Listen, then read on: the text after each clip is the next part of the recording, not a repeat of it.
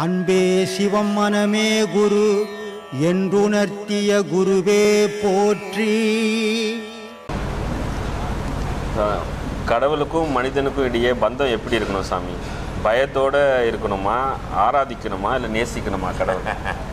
கடவுள்கிட்ட போய், அப்பா கிட்ட போய் மரியாதையாக இருக்கணுமே தவிர பயந்து இருக்கக்கூடாது. சரி. பயந்து இருந்தால் அது அப்பா இல்லை, அடிமை. சரி இல்லையா? அதே மாதிரி கடவுள்கிட்ட பயந்து இருக்கக்கூடாது, அன்பாக இருக்கணும். கடவுள் தேடுறது மனிதனுடைய அன்பை தான் தேடுறோம். தெய்வம் அப்படின்றத நம்ம எப்படி நினைக்கணும்? பாவனை பக்தி அப்படின்னு ஒன்று இருக்குது. சரி. பக்தின்னு ஒன்று இருக்குது, பாவனை பக்தின்னு ஒன்று இருக்குது. சரி. பக்தின்றது எப்படிப்பட்டதுன்னா, எல்லா சாமியும் கடவுள், அது நம்மளை விட உயர்ந்தது, அதை நம்ம வழிபடுறோம். இது ஒரு விதமான பக்தி. பாவனை பக்தி அப்படின்றத கடவுளை நமக்கு அப்பா மாதிரி ஆக்கி நினச்சிக்கிறது, கடவுளை நமக்கு அண்ணன் மாதிரி நினச்சிக்கிறது, கடவுளை நமக்கு அக்கா மாதிரி நினச்சிக்கிறது, கடவுளை நமக்கு பொண்டாட்டி மாதிரி நினச்சிக்கிறது, கடவுளை நமக்கு தாய் மாதிரி நினச்சிக்கிறது. இது பாவனை பக்தி. இந்த நினைப்புல வழிபடுறது. அது மாதிரி இறைவனை தனக்குள்ள இணைக்கணும், உறவை உண்டாக்கிக்கணும். கடவுளை தூரம் இருக்க வைக்கக்கூடாது. அது சாதாரண பக்தி, அது எல்லாரும் அப்படி தான் பண்ணுவான். ஆனால் ஞானத்தில் போகிறவன் அப்படி பண்ணக்கூடாது. ஞானத்தில் போகிறவன் பாவனை பக்திக்குள்ளே போயிடணும்.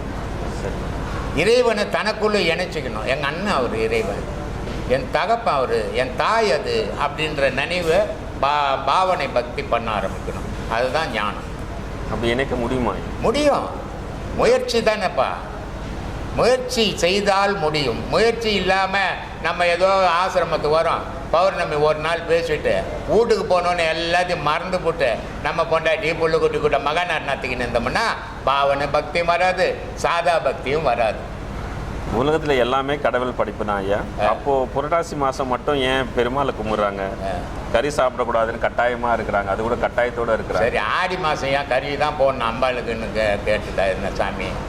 சாமி எப்போது பேசியிருக்குதா? அந்த மாதங்கள் ஏன் சாமி? மாதங்கள் மார்கழின்றது மதி நிறைந்த நன்னாள். ஆமாம். மார்கழி காலையில் 4 மணிக்கெலாம் அந்த குளூரில் எழுந்து குளிச்சுட்டின்னா குளிர் தெரியாது. இந்த ஐயப்பன் கோயிலுக்கு போகிறவங்கலாம் பாரு, காலையில் 4 மணிக்கு குளிச்சுடுவாங்க. குளிச்சுட்டே சொக்கா இல்லாத இருப்பாங்க. இந்த குளிக்காதவனை பார்த்தீங்கன்னா ரெயின் கோட் போட்டுன்னு வருவான் மேலே. ஏன்னா குளிச்சுட்டு அந்த குளிர் போயிடும். குளிச்சுட்டான்னா நல்ல சிந்தனை போகும், கடவுள் மேலே வழி போயிடும். அப்போது அந்த மார்கழி மாதம்ன்றது அறிவுக்கு வேலை கொடுக்குற மாதம்ன்றதுன்னா, அந்த குளிரில் நீ இந்த மாதிரியான செயல், ஏர்மாறான செயலை செய்யும்போது இயற்கையோடு ஒட்டு வாழ்வ அப்படின்றதுக்காக வச்சுருக்கிறான் சாமி.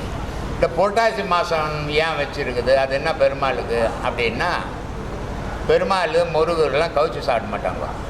அம்பாள் மட்டும் எல்லாத்தையும் பிடிச்சி போட்டுருவாங்க காவு. மனுஷன் வச்சு இந்த கடவுள் அதெல்லாம் கேட்கல. அம்பாள் சொல்கிறா, டேய் நான் பெத்த புள்ள என்ன மாதிரியே நீ நனிடான்னு சொல்லிட்டு. ஆனால் இவன் காட்டு மிராண்டி மாதிரி கண்டதை துண்ணுங்கிறான்.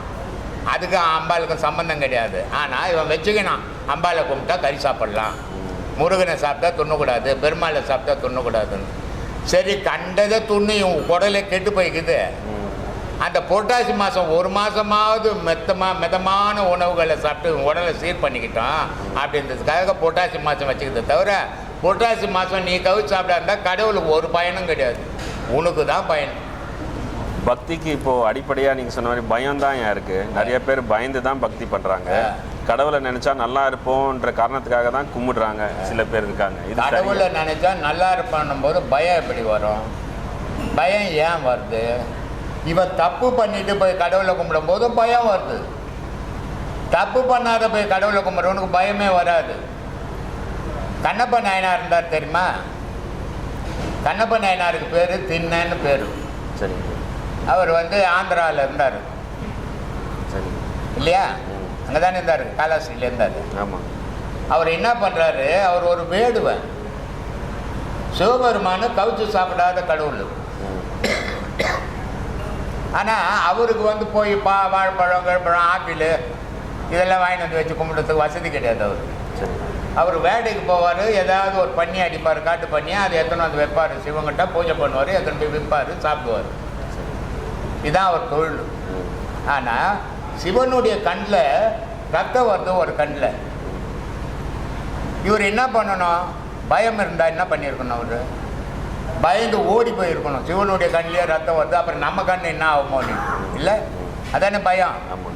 ஆனால் பயம் இல்லாமல் பக்தியாக மாறினதால் அவர் என்ன பண்ணிட்டாரு, ஒரு கண்ணை நோண்டி அந்த கண்ணில் ரத்தம் அந்த கண்ணில் வச்சுட்டாரு. இவருக்கு ஒரு கண் தாங்குது, சிவனுக்கும் ஒரு கண் தாங்குது. அப்போ இன்னொரு கண்ணில் ரத்தம் வருது. இன்னொரு கண்ணில் கண்ணை வைக்கணும்னா ஒரு அடையாளம் வேணும். இவர் காலை தூக்கி அதனுடைய கண்ணில் வச்சுக்கணும், இன்னொரு கண்ணை நோண்டுறாரு. அப்போது இது பயம் இல்லை, இது பக்தி. அப்போ அவர் தவறு செய்யலை, அதனால் பக்தி வந்தது. தவறு செய்துட்டு கோயிலுக்கு போகும்போது பயம் வருது. நான் ஊரில் ஏமாற்றிட்டேன், ஆனால் போய் சாமி கும்பிட்ட போய்க்கிறேன். சாமிக்கிட்ட சொல்கிறேன், சாமி நான் ரொம்ப தப்பு பண்ணிட்டேன் சாமி, ஊர் ஒம்பெல்லாம் வளர்த்துட்டேன், ஊரில் இருக்கிறவங்கலாம் ஏமாற்றிட்டேன், என்னை கொஞ்சம் காப்பாற்று சாமி. இது பயமுள்ள பக்தி. நிறைய பேர் பங்கு கூட கொடுக்குறாங்க சாமி ஐயா. ஆமாம், பின்ன அங்கே திருடினது ஒரே ஆள் எடுத்துக்கூடாது. ஒரே ஆள் எடுத்துன பிரச்சனை இல்லை. அதனால் கடவுள் கொஞ்சம் கொடுத்துட்டா நமக்கு தண்டனை குறையணும். ஆனால் கடவுள் நீ கொடுக்குறத வாங்கிறது கிடையாது. எப்போ தொட்டாரா அவருக்கு துட்டு தேவை கிடையாது. ஏன்னா அவர் சோறு துண்டுறது கிடையாது.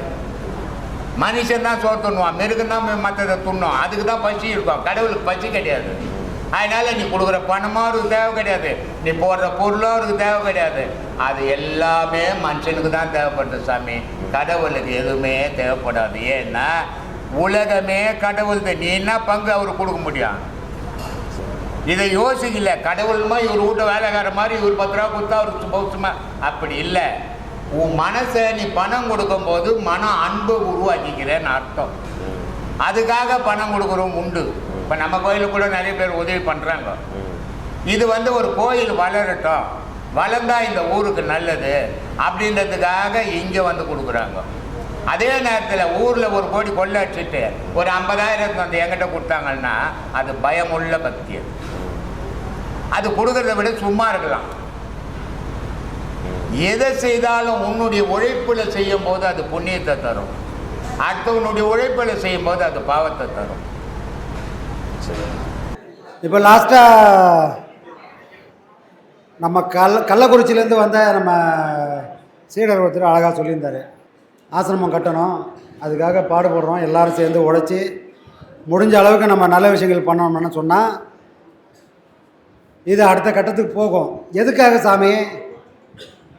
கல்யாணத்துக்கு வந்தோமா, சாப்பிட்டோமா, மொழியை போட்டோமா, போனோமான்னு இல்லாமல் எதுக்கு இவ்வளோ அக்கப்போரையும் இவ்வளோ கஷ்டம் அப்படின்ற விஷயம் இல்லை. இது கல்யாணமும் இல்லை, இது மொழி போடுற இடமும் இல்லை.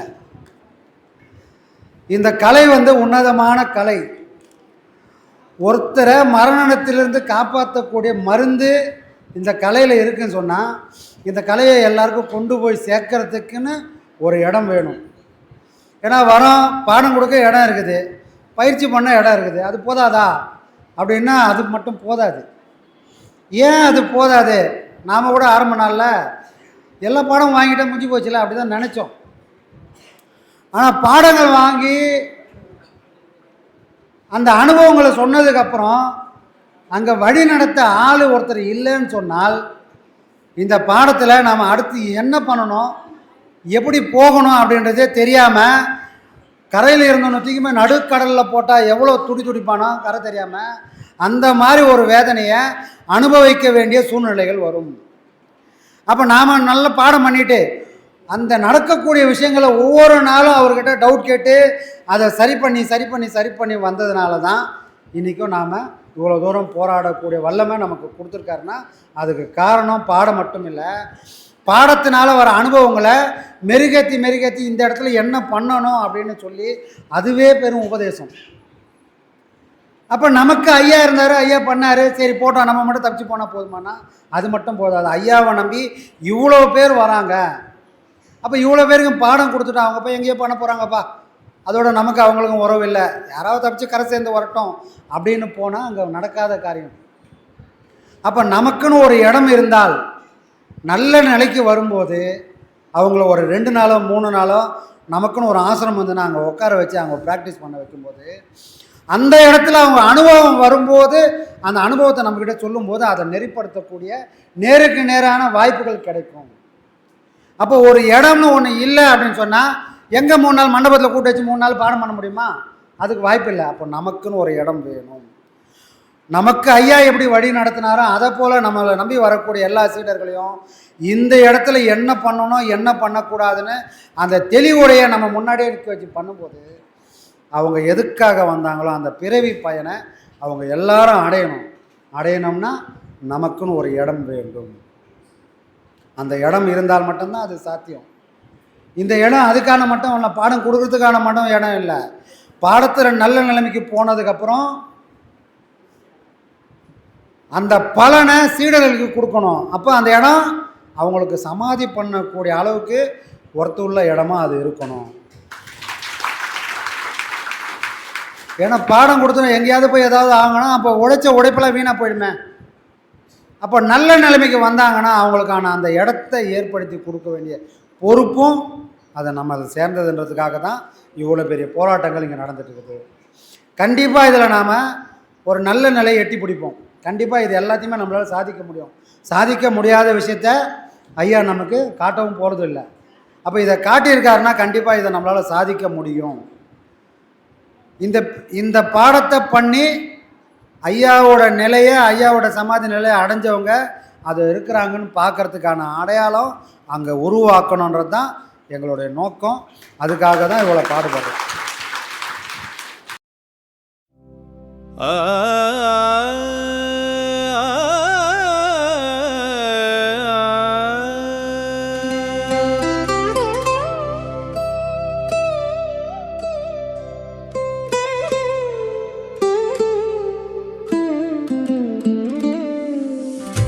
நித்தியானந்தன் நீ அவதாரம் நின் அருளாலே தொலைந்ததென் அகங்காரம்.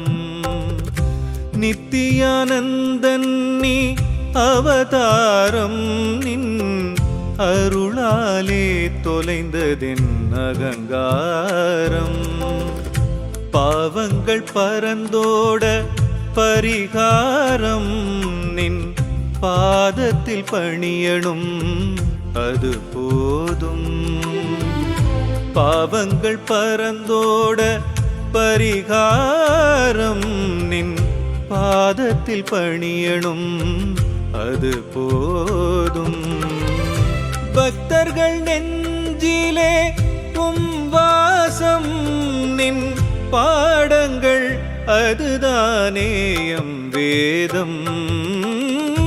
நித்தியானந்தன் நீ அவதாரம் நின் அருளாலே தொலைந்ததென் அகங்காரம்.